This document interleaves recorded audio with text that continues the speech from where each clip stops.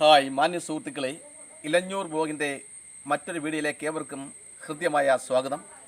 ഇന്ന് നമ്മുടെ അടുത്തെത്തിയിരിക്കുന്നത് ഒരു പ്രവാസി ആയ മംഗലത്ത് പ്രകാശ് അവറുകളാണ്.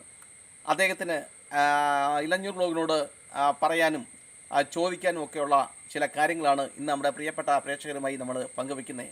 ഹലോ പ്രകാശ്, നമസ്കാരം. നമസ്കാരം സാർ.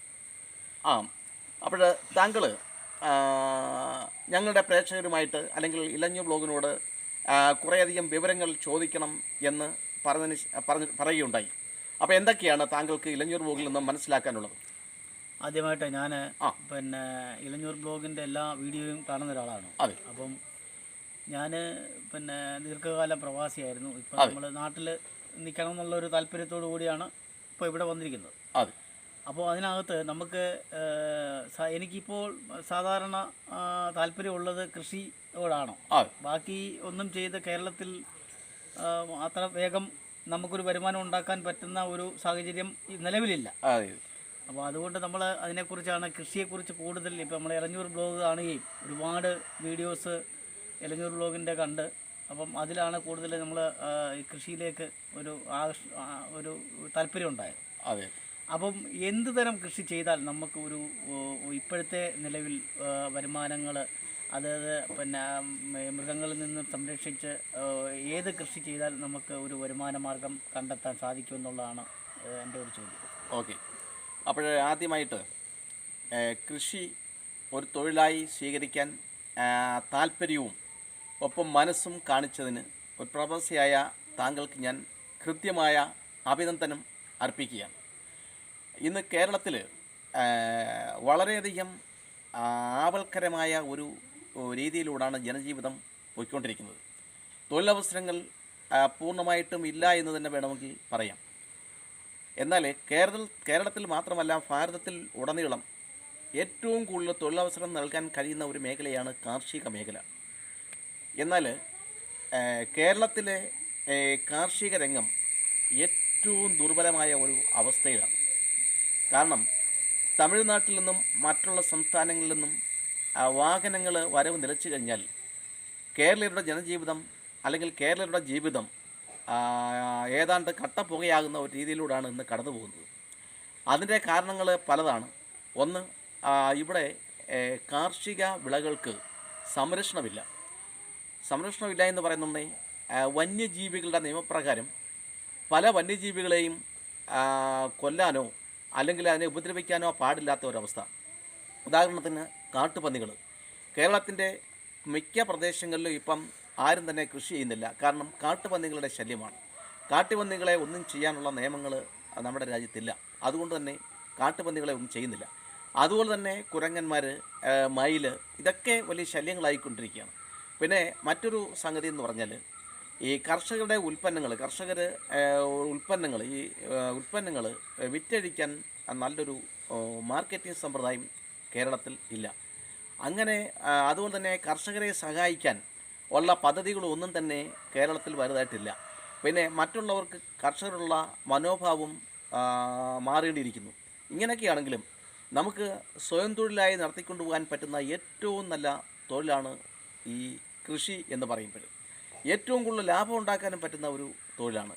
നമ്മളെപ്പോഴും ചിന്തിക്കേണ്ടത് പ്രതിസന്ധികളെ പറ്റിയല്ല, പ്രതിസന്ധികളെ തരണം ചെയ്ത് മുന്നോട്ട് കൊണ്ടുപോകുന്നതിനെ പറ്റിയാണ്. താങ്കൾക്ക് ഇത്തരം ഒരു സംരംഭം തുടങ്ങാൻ ആഗ്രഹമുണ്ടെങ്കിൽ തീർച്ചയായിട്ടും ഇലഞ്ഞൂർ ബ്ലോഗിൻ്റെ എല്ലാവിധ സഹായങ്ങളും താങ്കൾക്ക് ഉണ്ടാകും എന്ന കാര്യത്തിൽ തർക്കമൊന്നുമില്ല. അപ്പോൾ താങ്കൾ ചെയ്യേണ്ടത് സ്വന്തം പുരയിടമാണെങ്കിലും അതല്ല താങ്കൾ പാട്ടത്തിനോ ഒറ്റയ്ക്കോ ഒക്കെ എടുക്കുന്ന പുരയിടമാണെങ്കിലും ഇതിൽ വന്യമൃഗങ്ങൾ കയറാതിരിക്കാനുള്ള ഒരു വേലിയോ അല്ലെങ്കിൽ അതിനുള്ള ഒരു സംവിധാനമാണ് താങ്കൾ ആദ്യം ഒരുക്കേണ്ടത്. അപ്പോൾ താങ്കൾ എടുത്തിരിക്കുന്ന ആ പുരയിടത്തിൻ്റെ സവിശേഷതകൾ അനുസരിച്ചാണ് ഏത് കൃഷി എവിടെ ചെയ്യാം എന്ന് നമ്മൾ തീരുമാനിക്കേണ്ടത്.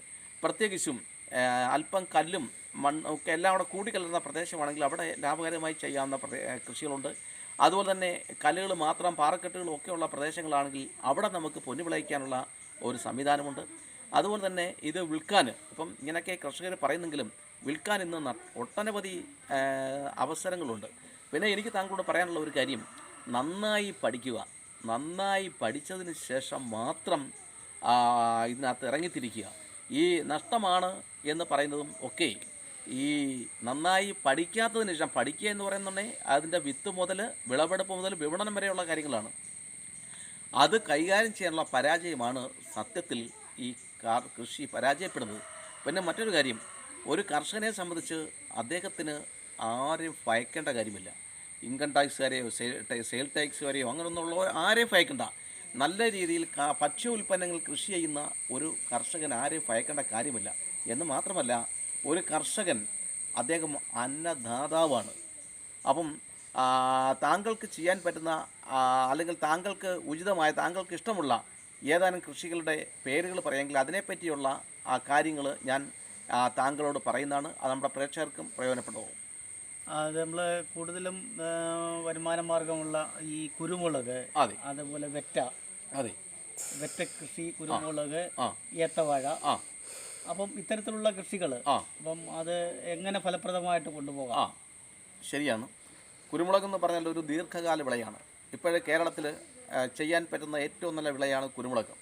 അപ്പം കുരുമുളക് നടാൻ ആഗ്രഹിക്കുന്ന താങ്കൾ ചെയ്യേണ്ട ഒരു കാര്യം, നല്ല മാതൃസസ്യം, നല്ല ഉൽപ്പാദനമുള്ള മാതൃസസ്യം, അതായത് നാടൻ മാതൃസസ്യം. കുരുമുളകിൻ്റെ ഇപ്പോൾ അരിമുളക്, ഇപ്പോൾ ഇലറിഞ്ഞ ബ്ലോഗ് തന്നെ അരിമുളകിൻ്റെ വള്ളികൾ ധാരാളമായിട്ട് നമ്മുടെ അഭ്യുതാകാംക്ഷികൾക്ക് വിതരണം ചെയ്തു കഴിഞ്ഞു.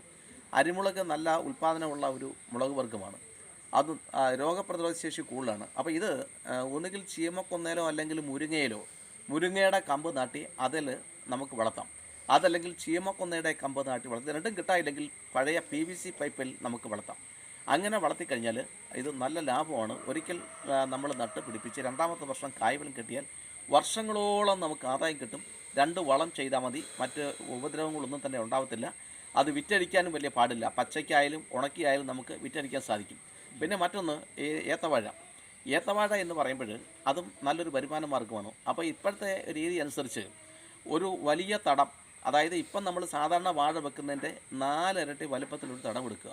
4 വാഴവിത്ത് ആ ഒരു തടത്തിൽ വെച്ച് അതിന് നല്ല രീതിയിൽ വളം ചെയ്യുക. അതായത് 4 ചെയ്യുന്ന വളം ചെയ്ത് കഴിഞ്ഞാൽ ഒരു മൂട്ടിൽ നിന്ന് 4 കൊല ഒരു പ്രാവശ്യം കിട്ടും. വീണ്ടും അത് നല്ല രീതിയിൽ സംരക്ഷിക്കുക. രാസവളം ചെയ്യാതെ സംരക്ഷിക്കുകയാണെങ്കിൽ അതിന് 4 വിത്ത് വീണ്ടും നിർത്തിയിരിക്കാം. ആ 4 വിത്ത് 5-ാമത്തെ മാസം കൊലയ്ക്കും.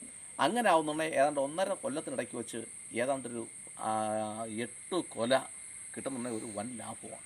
അപ്പോൾ ഇത് വിറ്റടിക്കേണ്ട ഒരു സാഹചര്യം എന്ന് പറഞ്ഞാൽ ജൈവവളം മാത്രം ചെയ്ത് വിളയിച്ചെടുത്ത ഏത്തവാഴക്കുല, ആ കുല നമ്മുടെ സുഹൃത്തുക്കളുമായിട്ട് ബന്ധപ്പെട്ട് അത് പഴമായിട്ടും പച്ചയ്ക്കും കൊടുക്കാം.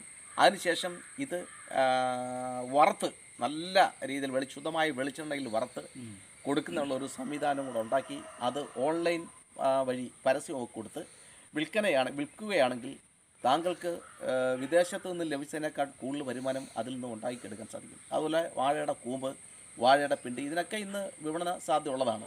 പിന്നെ വെറ്റക്കൊടി എന്ന് പറയുമ്പോൾ അതൊരു വലിയ ഒരു ഉദ്യോഗം തന്നെയാണ്.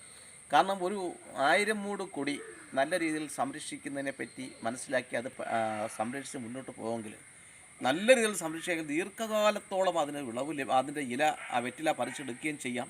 അതൊരു ആഴ്ചതോറും എല്ലാ ആഴ്ചയിലും സ്ഥിരമായ ഒരു വരുമാനം കിട്ടുകയും ചെയ്യും. അപ്പം ഒരു സഹായിയും കൂടെ വെക്കാമെങ്കിൽ ഇതെല്ലാം കൂടി വേണമെങ്കിലും താങ്കൾക്ക് നടത്തിക്കൊണ്ട് പോകാൻ കഴിയും എന്നുള്ളതാണ് ഇലഞ്ഞൂർ ബ്ലോഗിൻ്റെ അഭിപ്രായം. പിന്നെ ഇത്തരത്തിൽ 3 വിളകൾ നമ്മൾ ചെയ്യുന്നു. അതോടൊപ്പം തന്നെ മറ്റ് ദീർഘകാല വിളകളായ ഇപ്പം പപ്പായ, അതേപോലെ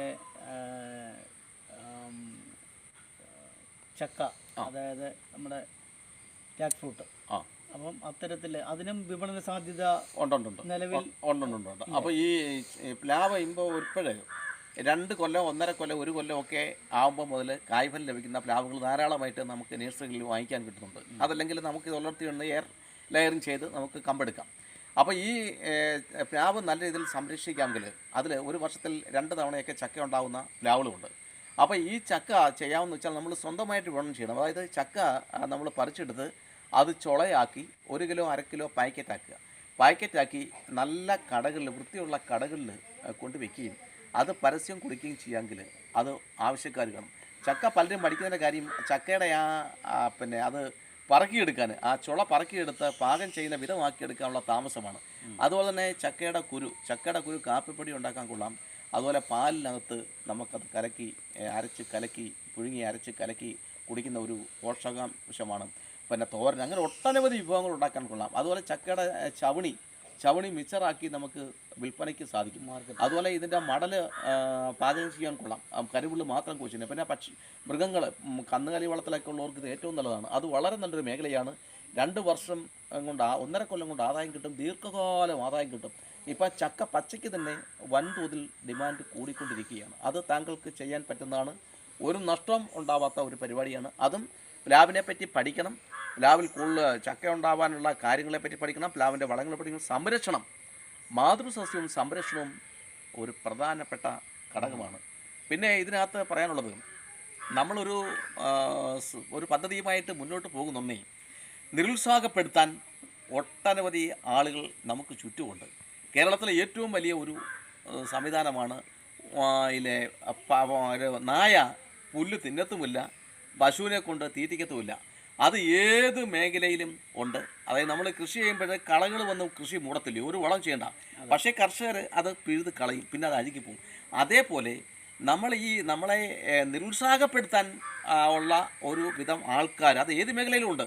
നമ്മുടെ യൂട്യൂബിൽ തന്നെ കുറേയധികം ആൾക്കാർ കടന്നുകൂടി നെഗറ്റീവ് ആറ്റിറ്റ്യൂഡ്, അതായത് ഇനാക്റ്റീവ് ആക്കുന്ന ഒരു പ്രവണതയുണ്ട്.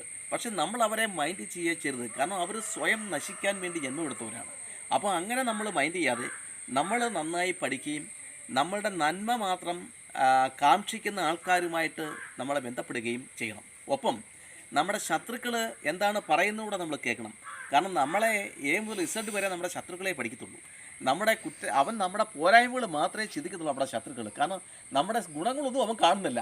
ഒരു ശത്രു കാണുന്നത് നമ്മുടെ ദോഷങ്ങൾ മാത്രമേ കാണത്തുള്ളൂ. അപ്പോൾ ഇവനിൽ നിന്നും നമുക്ക് കിട്ടുന്നത് നമ്മുടെ പോരായ്മകൾ നികത്താനുള്ള ഒരു സംവിധാനം ഇവനിൽ നിന്ന് നമുക്കുണ്ടാകും. അപ്പോൾ അത് ആണ് അതിൻ്റെ സംഗതി. ഇനി ചോദിച്ചാട്ടെ. പിന്നെ അതേപോലെ തന്നെ നമ്മൾ ഈ ചെറിയ പ്രായത്തിൽ തന്നെ കായ്ക്കുന്ന തെങ്ങുകളുണ്ട്, കുള്ളൻ തെങ്ങുകൾ. അപ്പോൾ ഈ തെങ്ങുകളുടെ ഒരു പ്രശ്നം, ഇതിൻ്റെ ചല്ലി കയറി അതിൻ്റെ ഇതിൽ നശിപ്പിക്കുമെന്നാണ് നമ്മൾ കൂടുതലും കേട്ടിട്ടുള്ളത്. അപ്പോൾ ഇത്തരത്തിൽ തെങ്ങ് വെച്ച് പരാജയപ്പെട്ട ഒരുപാട് ആൾക്കാരുണ്ട്. അപ്പം അതിനെക്കുറിച്ച് ഇലഞ്ഞൂർ ബ്ലോഗിൻ്റെ അഭിപ്രായം എന്താണ്? അപ്പം അത് എൻ്റെ അഭിപ്രായം എന്ന് പറഞ്ഞാൽ, ഈ താങ്കൾ തെങ്ങ് നടുവാണെങ്കിൽ തനി നാടൻ തെങ്ങ് തന്നെ വാങ്ങിച്ച് വെക്കുന്നതാണ് നല്ലത്. കാരണം തനി നാടൻ തെങ്ങ് നല്ല രീതിയിൽ പരിചരണം കൊടുത്താൽ 3-ാമത്തെ കൊല്ലം കായ്ക്കും. അതിനുശേഷം നല്ല രീതിയിൽ പരിചരണം കൊടുത്താൽ 80 വർഷം അതിൻ്റെ ആദായം കിട്ടും. പിന്നെ ആകെയുള്ള ഒരു പോരായ്മയെന്ന് വെച്ചാൽ ഇത് ഉയരത്തിലേക്ക് വളർന്നു പോകുക എന്നുള്ളതാണ്. ഈ 2 കൊല്ലം കൊണ്ട് കായ്ക്കുന്നു എന്ന് പറയുന്ന തെങ്ങുകൾക്കൊക്കെ അതിൻ്റെ ആ മടലിനും ഇലയ്ക്കുമൊക്കെ മധുരം കൂടുതലാണ്. അതുകൊണ്ട് തന്നെ വളരെ മൃദുവാണ്. അതുകൊണ്ട് തന്നെ കീടങ്ങൾ വളരെ പെട്ടെന്ന് ഇതിലേക്ക് കിടക്കുകയും അത് മടലും അതിൻ്റെ തണ്ടുമൊക്കെ തുറന്ന് തിന്ന് ഭക്ഷണമാക്കിയതിന് ശേഷം അതിനകത്ത് മുട്ടയിട്ട് വിരിപ്പിക്കുകയും അത് ലാർവകളായി അത് കുഞ്ഞുങ്ങളായി വീണ്ടും നശിച്ചു പോവുകയും ചെയ്യുന്നുണ്ട്. അത് വിജയപ്രദമാണെന്ന് പറയാൻ തൽക്കാലം എനിക്കാവത്തില്ല. പകരം താങ്കൾ നാടൻ തെങ്ങ് ഒരു 20 മൂട് നാടൻ തെങ്ങ് താങ്കൾക്ക് വെച്ച് പരിപാലിക്കാമെങ്കിൽ 3 കൊല്ലം കൊണ്ട് ഈ നാടൻ തെങ്ങ് കായ്ഫലം തരും. എന്ന് മാത്രമല്ല 80 കൊല്ലം ഒരു സൽപുത്രന് സമാനമാണ് ഒരു നാടൻ തെങ്ങെന്നാണ് പറയുന്നത്. അപ്പം തെങ്ങിനെ സംബന്ധിച്ച് നമ്മൾ ഇലഞ്ഞൂർ ബ്ലോഗ് 2 വീഡിയോ ഇട്ടിട്ടുണ്ട്. അത് താങ്കളുടെ ശ്രദ്ധയിൽ ഉൾപ്പെട്ടിട്ടുണ്ടായിരിക്കുമെന്ന് ഞങ്ങൾ വിശ്വസിക്കുകയാണ്. അപ്പോൾ ഇനിയും നമ്മൾ കൃഷിയെക്കുറിച്ച് ഒരുപാട് സംശയങ്ങൾ ബാക്കി നിൽക്കുന്നുണ്ട്. അതേപോലെ നമ്മുടെ ഈ കറിവേപ്പ് ഇന്ന് നമുക്ക് വിപണിയിൽ നല്ല കറിവേപ്പ് കിട്ടാൻ തന്നെ മാർഗമില്ല. ശരിയാണ്. അപ്പം അതേ വിപണന സാധ്യത ഉള്ള ഒരു സംഗതിയാണ് കറിവേപ്പ്. കറിവേപ്പെന്ന് പറഞ്ഞാൽ മനുഷ്യർക്ക് കറിവേപ്പില ഉണ്ടെങ്കിലേ പറ്റൂ. കാരണം കറിവേപ്പില ഇല്ലാതെ ഒരു കറിയും പറ്റത്തില്ല. ഇപ്പോൾ വിപണിയിൽ 50 രൂപ മുതൽ 100 രൂപ വരെ നാടൻ കറിവേപ്പിലയ്ക്ക് വിലയുണ്ട്. നമുക്ക് ഒരു മുതൽ മുടക്കുമില്ലാതെ ലാഭം ഉണ്ടാക്കാൻ പറ്റുന്ന ഒരു സസ്യമാണ് ഈ കറിവേപ്പെന്ന് പറഞ്ഞാൽ. അപ്പം താങ്കൾ ഈ പറഞ്ഞതെല്ലാം തന്നെ വളരെ വിജയപ്രദമാക്കാം. ഏതാണ്ട് ഒരു 2 കൊല്ലം അല്ലെങ്കിൽ 1.5 കൊല്ലത്തിന് 2 കൊല്ലത്തിനും ഇടയ്ക്ക് വെച്ച് ആദായം കിട്ടുകയും ദീർഘകാലങ്ങൾ വരുമാനം ലഭ്യമാവുകയും ചെയ്യുന്ന കൃഷി രീതികളെ പറ്റിയാണ് താങ്കൾ ചർച്ച ചെയ്തത്. തീർച്ചയായിട്ടും ധൈര്യമായിട്ട് താങ്കൾക്ക് കേരളത്തിൽ നിലയുറപ്പിക്കാം. ഇതേ ഉള്ളൂ. താങ്കളുടെ ചുറ്റും കൂടുന്നവരുടെ വാക്കുകളിൽ അല്ലെങ്കിൽ അവരുടെ നെഗറ്റീവ് സംസാരത്തിൽ അത് നിരാശപ്പെടുത്തുന്ന രീതിയിലുള്ള ആ പെരുമാറ്റത്തിൽ ഒന്നും വീഴാതിരിക്കുക. അറിവുള്ള നന്മയുള്ള ആൾക്കാരുമായിട്ട് മാത്രം ബന്ധങ്ങൾ സ്ഥാപിക്കുക. കാര്യങ്ങൾ നന്നായി പഠിക്കുക. ക്ഷമാപൂർവ്വം ചെയ്യുക. ഒപ്പം ഒരു കർഷകൻ എപ്പോഴും ഒരു ഈശ്വരവിശ്വാസിയായിരിക്കണം. ഈശ്വരവിശ്വാസത്തോടുകൂടി കാര്യങ്ങൾ ചെയ്യുക. തീർച്ചയായിട്ടും താങ്കൾക്ക് വിജയം വരിക്കും. ഇലഞ്ഞൂർ വ്ലോഗിൻ്റെ എല്ലാവിധ സഹായങ്ങളും സഹകരണങ്ങളും താങ്കൾക്കുണ്ടാവും. അങ്ങനെ ഞങ്ങളുടെ ഈ തരത്തിലുള്ള വീഡിയോകൾ പ്രിയപ്പെട്ടവരെ നിങ്ങൾക്ക് ഇഷ്ടമായെങ്കിൽ നിങ്ങൾ ലൈക്ക് ചെയ്യാനും അതുപോലെ തന്നെ ആദ്യമായിട്ടാണ് കാണുന്നതെങ്കിൽ സബ്സ്ക്രൈബ് ചെയ്യാനും മറക്കരുത്. എല്ലാവർക്കും നന്ദി, നമസ്കാരം.